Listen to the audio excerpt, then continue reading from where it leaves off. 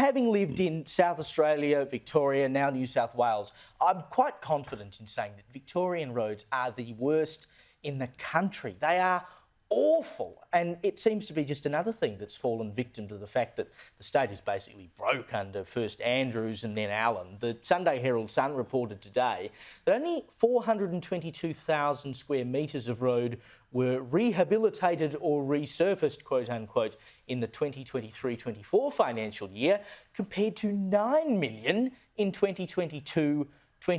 And of course, the potholes are so bad now that people are getting creative about the way they try and get work done. This was in Wallen. That resident planted a tree in one last year just to draw attention to the issue. But this seems, and look, I know I'm ragging on Victoria because their roads are terrible, but it's all over the shop. New South Wales, parts of New South Wales are the same. I don't know what it's like in Western Australia where you spend most of your time. But they prattle on, state governments prattle on all the time about road safety and, oh, we've got to reduce the speed limits to make sure everyone gets everywhere safer. If they actually maintained the roads to a reasonable standard, perhaps we wouldn't have to worry so much about speed limits. Well, there is that. I have to say, actually, the roads in WA are generally pretty good. Well, that's because you've got a mining gold, aren't they? They're paved with iron ore royalties. Right. So they're actually pretty good. The thing is, this stuff is really important, but it's not sexy for governments. It's not sexy for state governments.